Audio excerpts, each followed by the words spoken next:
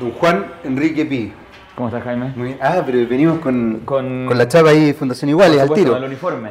Presidente de la Fundación Iguales. Así es. Señor Así es. presidente. Muchas gracias. ¿Cómo está ahí? ¿Bien y tú? ¿Te costó llegar o no? No, para nada. Me vine en micro y llegué ahí ¿Sí? al paradero que está enfrente. Sí, es rápido, fácil. Muy fácil. Sí. Esto todavía no empieza. ¿Ah? Ah. Estamos... No, este es el inicio. Ah, muy bien. Esto es solo el inicio. Muy bien. Juan Enrique, dada toda la contingencia nacional hoy día y ciertos segmentos más conservadores, quiero preguntarte si tú piensas que estamos bajo una dictadura gay en este minuto. No, desde luego que no estamos en una dictadura gay y si lo estuviéramos sería una dictadura bastante divertida, porque sería una dictadura donde las personas que son los dictadores tienen menos derechos que las personas oprimidas, ¿verdad? Y tienen además de menos derechos, son golpeadas en las calles, son despedidas de sus trabajos, viven situaciones de vulnerabilidad o de violencia, entonces por lo tanto, la verdad es que no. La verdad es ¿Y que por qué no. crees que se ha establecido esta idea de la dictadura gay como un recurso comunicacional bastante fuerte, sobre todo en redes sociales? Yo creo que es una caricatura, esa es la verdad, yo creo que es una caricatura. Finalmente lo que sí ha habido en Chile desde el año 2011 y desde antes, ¿verdad? Si queremos contar desde el año 99, cuando se despenaliza la sodomía en adelante, lo que sí ha habido es un avance en el reconocimiento de derechos de la comunidad LGBT. Pero la caricatura sigue. Pero la caricatura finalmente lo que busca es decir, este avance en verdad es una dictadura. Esto no es un avance, esto no es un reconocimiento en materia de derechos humanos. Esto es una dictadura de aquellas personas que nos quieren venir a decir la forma en que debemos vivir nuestras vidas. Y lo cierto es que eso no es verdad, pues. La verdad es que las personas LGBT lo que queremos es vivir una vida con igualdad de derechos respecto del resto de las personas. Y por lo tanto, yo creo que esa caricatura lo que busca es apuntar el avance como algo negativo. Cuéntame, Juan Enrique, ¿qué es lo que pasa con esa gente que dice que de alguna manera se está sometiendo a la sociedad a los discursos de minorías? ¿Te parece que efectivamente el movimiento LGBTI es una minoría? Yo creo que efectivamente es una minoría. Ahora ¿En qué sentido? En que somos menos gente. O sea, las personas lesbianas, gays, bisexuales, trans, intersex, comparado con las personas heterosexuales o cisgéneros, son una menor cantidad de personas, ¿verdad? Lo podemos ver también, por ejemplo, en la unión civil. La unión civil se instauró hace ya casi 3 años y, sin embargo, la gran mayoría de las personas que celebran la unión civil son parejas heterosexuales, Sí. Porque, evidentemente, hay más parejas heterosexuales que parejas gay. Sin embargo, no es un sometimiento de nadie a ningún discurso de minoría, sino que simplemente que aquí ha habido grupos históricamente discriminados. Y grupos históricamente discriminados no solamente lo que hablábamos recién respecto a que no se les permite o que se les despide de sus trabajos o que sufren el bullying en sus establecimientos educacionales, sino que además que tampoco se les ha permitido formar familia en igualdad de condiciones o que muchas veces no se les permite vivir su identidad, como es en el caso de las personas trans. Y por lo tanto lo que hay es eso, es una demanda ciudadana que ya salió del grupo de las personas LGBT, sino que ya traspasó las barreras y es una demanda ciudadana bastante generalizada en la sociedad chilena. ¿Qué es lo que te parece la división de la Iglesia respecto a justamente este tema? Porque hay un segmento de la Iglesia que efectivamente no solamente apoya, sino que trata de entender, incluso lo ha dicho así con esas palabras Felipe Berrío, y hay otra parte de la Iglesia que por el contrario dice que esto, no ocupa la palabra aberración porque creo que eso ya no se ocupa desde ningún punto de vista, sí. Pero sí establece la idea de que debería acallarse un poco este movimiento. Sí, yo creo que en la iglesia están efectivamente esos dos mundos que tú señalas, porque está por una parte la iglesia que busca acoger a las personas de la diversidad sexual, que dice, ¿sabe qué? Usted tiene derecho a su fe, tiene derecho a vivir su religión independiente de su orientación sexual o su identidad de género. Y ahí, por ejemplo, tenemos al padre Felipe Berríos, tenemos la pastoral de la diversidad sexual, que es una pastoral que ya lleva unos años funcionando en Santiago, donde las personas LGBT van y viven su fe de manera cotidiana y van a misa y no hay ninguna diferenciación respecto de eso. Y por otro lado está la iglesia más política, la iglesia de la jerarquía, esa iglesia que busca intervenir en el debate público, ¿verdad? Que busca establecer una visión de sociedad. Y en ellos, efectivamente, donde podemos nombrar al cardenal Esati, antes, por ejemplo, al cardenal Errázuriz, ha existido siempre esa posición, esa necesidad de querer no querer reconocer lo que existe, ¿verdad? No querer reconocer que en Chile en su tiempo las parejas se separaban y por lo tanto tenían derecho a divorciarse y a reiniciar su vida de pareja. Hoy en día no reconocen que existen hombres y existen mujeres que se enamoran de otros hombres y de otras mujeres y que por lo tanto también tienen derecho a hacer su familia en igualdad de condiciones. Yo creo que hay un negacionismo ahí de parte de la jerarquía de la Iglesia Católica bastante absurdo y que la ha llevado a posiciones bastante radicales y bastante poco comprensibles para la generalidad de la sociedad. Y en ese aspecto, ¿por qué no se une todo en un solo grupo? ¿Por qué existe Iguales? ¿Por qué existe Móvil? ¿Por qué existe la OTD? Etcétera, etcétera, etcétera. Me imagino que hay muchos más movimientos que en este minuto no me vienen a la cabeza. ¿Por qué no se unen en una sola idea? En general nosotros trabajamos bastante coordinados y todos más o menos comunicándonos respecto a lo que estamos haciendo. No es que cada uno viva en su mundo, en su feudo. Ya, claro, okay. Claro.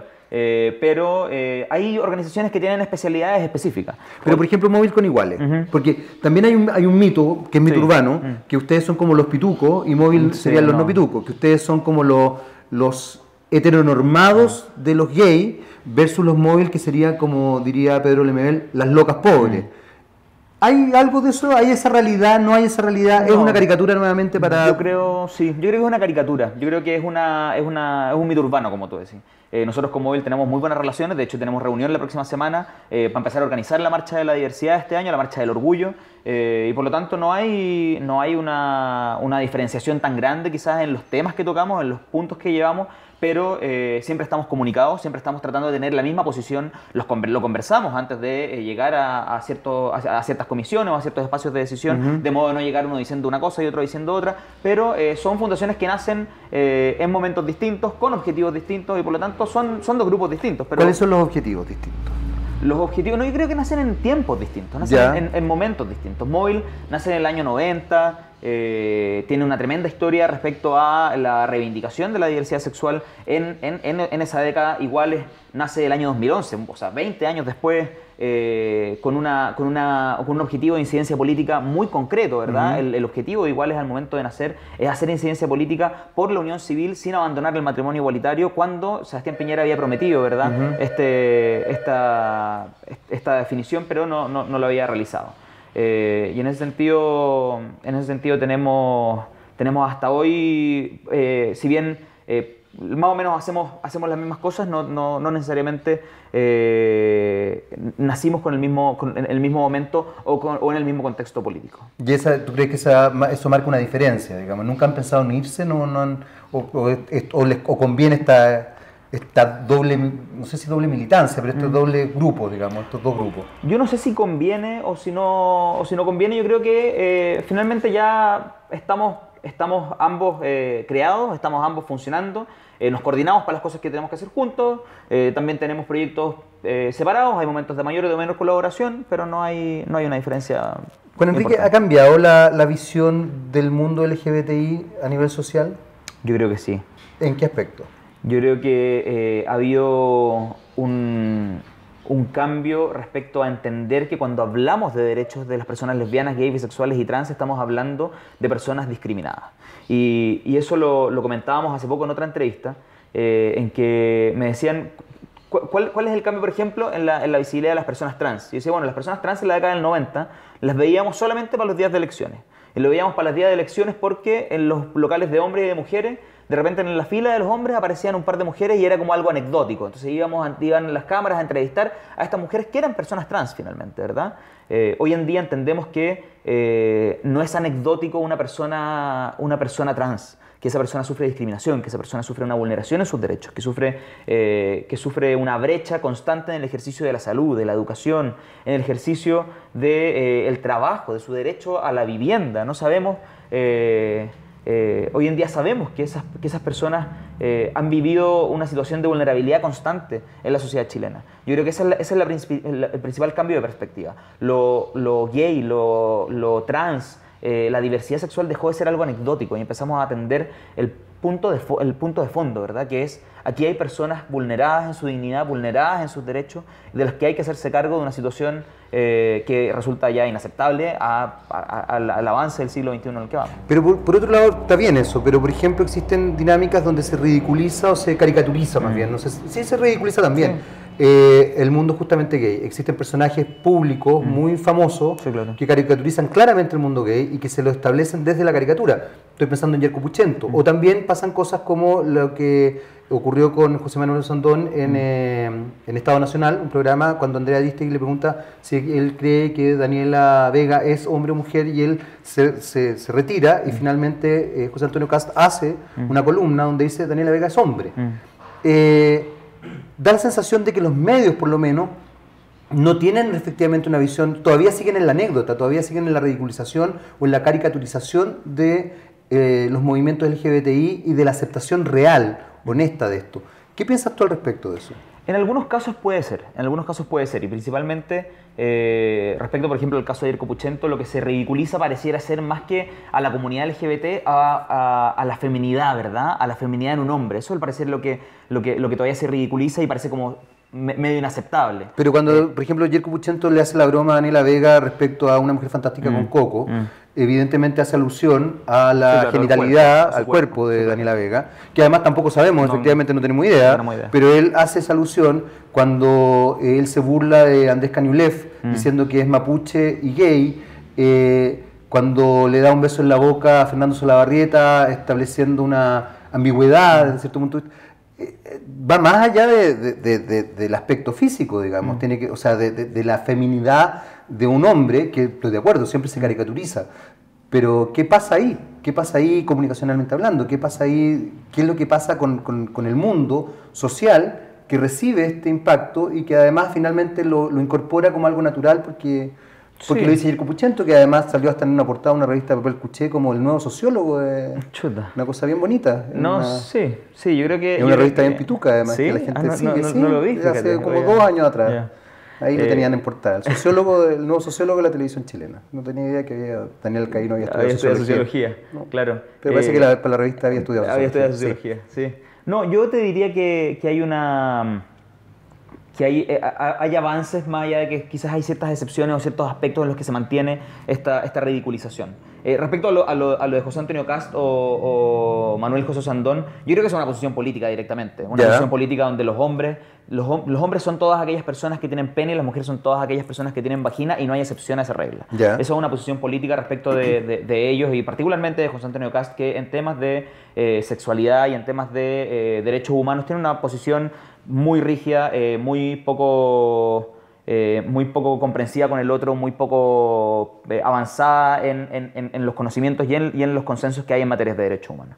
Pero respecto a lo de Yerko Puchento, yo creo que ahí hay un personaje, ahí hay una excepción, ahí hay una caricaturización constante, sí, todavía se mantiene. Desde luego no hemos logrado quizás erradicar de raíz o de manera definitiva la ridiculización al mundo LGBT. Desde luego también Yerko Puchento a veces se pasa de revoluciones y, por ejemplo, lo que le dice, las cosas que le dijo a Daniela Vega, que ella no se molesta, pero yo la encontré bastante ofensivo o bastante pasado para la punta, por último. Y ahí hay que ver, bueno, también ir midiendo en la sociedad cuánto vamos aceptando y cuánto no vamos aceptando esas posiciones, ¿verdad?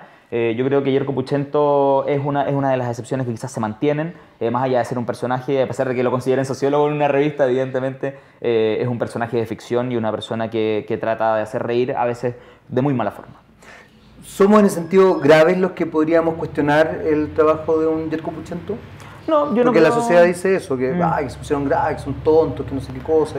No, yo no creo que sea de ser grave, sino de que efectivamente hay circunstancias o hay momentos en los cuales una persona no tiene por qué exponerse a una burla en la cual además no tiene derecho a réplica, en televisión abierta. No sé, a mí me da la impresión de que hay límites, ¿verdad? O sea, no se trata de ser siempre un tonto grave donde aquí uno no se puede reír de ninguna circunstancia específica, pero sí creo que no sé, quizás la puesta en escena de Yerko Puchento en la cual él hace una rutina de 40 minutos, de 50 minutos y todo el resto de los invitados tiene que estar sentados, calladitos, escuchando qué es lo que le van a decir, quizás es una exposición específica o innecesaria a ciertas personas que se puede pasar por la punta. Yo no creo que sea ser tonto grave, sino que creo que quizás el mecanismo, la forma en la cual está pensado la rutina de Yerko Puchento puede ser a veces un poco violenta o un poco innecesario exponerse a quedarse ahí callado esperando que le digan las cosas a uno.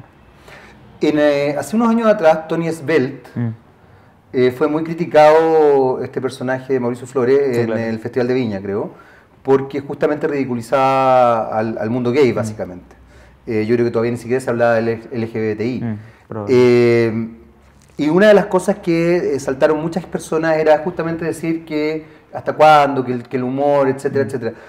¿Es factible, es viable reírse del mundo gay? Sí, obvio, obvio. Es factible reírse, es factible,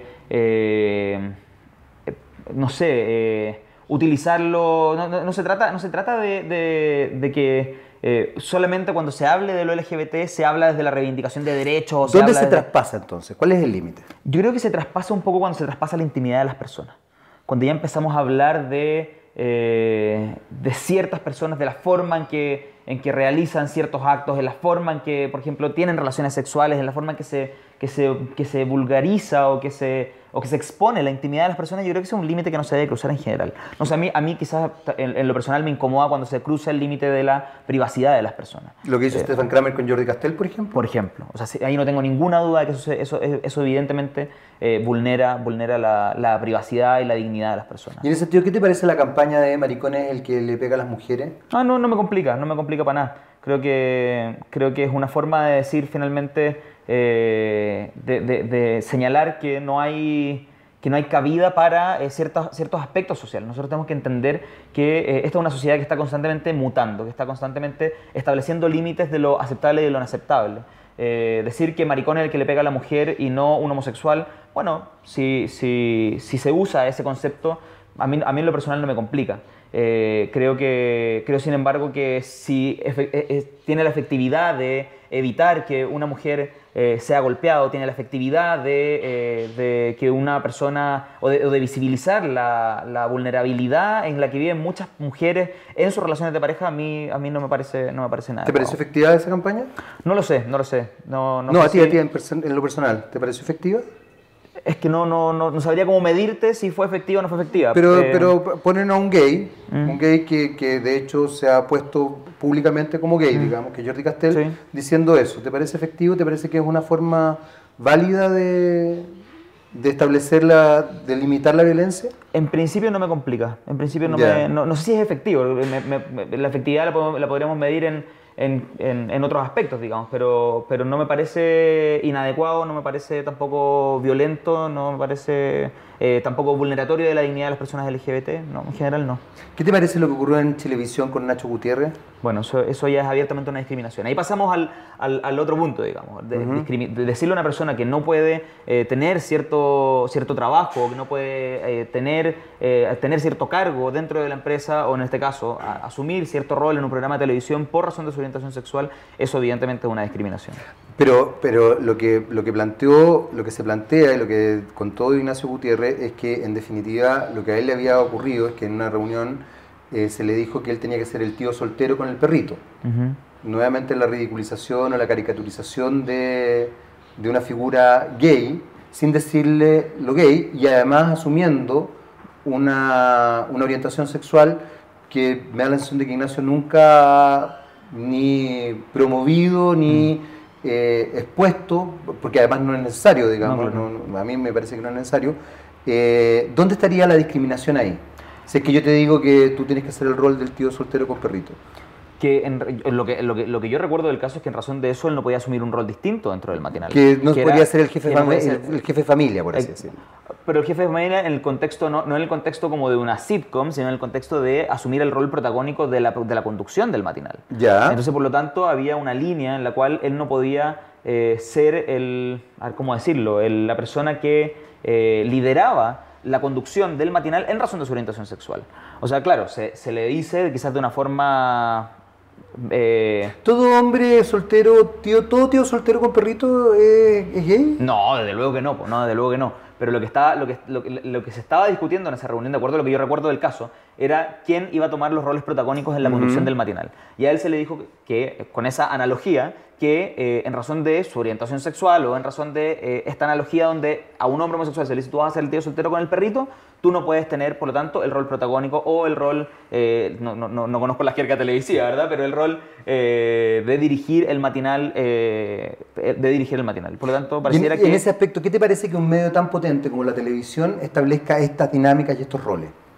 No, yo creo que sí, la televisión tiene la posibilidad de romper quizás con esos roles, ¿verdad? O sea, que los pero no lo rompe. A priori, no, que no lo rompe, pero que los establezca a priori, quizás es un desafío para la televisión. Es un desafío poder establecer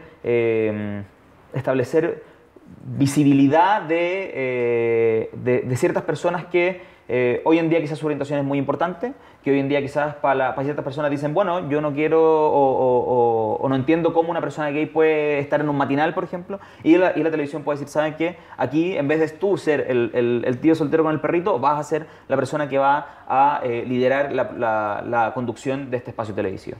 Eso es quizás un desafío que debería tener la televisión, que quizás todavía no lo tiene. Quizás los desafíos hoy en día de la televisión han estado en tratar el tema LGBT en aspectos más informativos con el respeto necesario.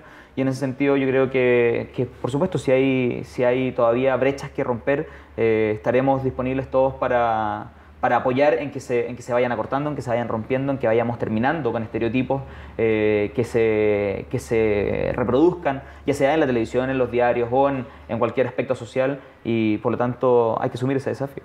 Y en ese aspecto, Juan Enrique, ¿qué es lo que te parece que en las dinámicas coloquiales y que se naturalice, por ejemplo, la descalificación de un hombre o una mujer de acuerdo a, en el caso del hombre, orientación sexual y en el caso de la mujer, placer sexual?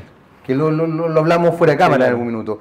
Entonces, una mujer que siente placer sexual y que le gusta tener una vida sexual activa con diferentes hombres, diferentes parejas, es puta. Y un hombre que no necesariamente puede ser femenino o no, la forma de descalificarlo es que sea gay. ¿Qué te parece que se naturalice esos insultos que hasta el día de hoy sea la manera más potente de descalificar a alguien? Yo creo que es parte de la pacatería que ha caracterizado a nuestra sociedad, de la pacatería y de la discriminación también, por supuesto, hacia las personas LGBT.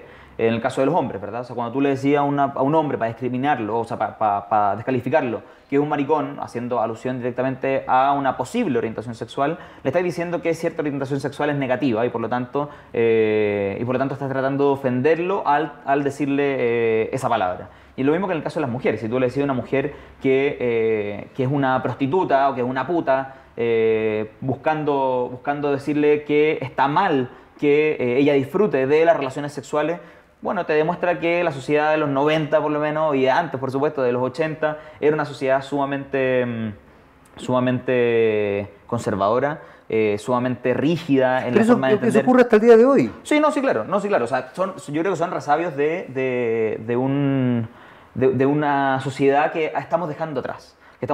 Hoy en día estamos discutiendo de por qué decirle a una mujer puta o decirle a un hombre maricón no son ofensas. Bien lo dijo Mónica Rincón cuando le dijeron hace poco el hijo de un militar, de Manuel Contreras, le dijo que era una puta, y le dijo a Daniel Matamala que era un maricón, y Mónica Rincón le dijo, ¿qué tipo de ofensas son esas? O sea, no debería ofender a nadie que una mujer disfrute de sus relaciones sexuales o que un hombre le gusten otros hombres.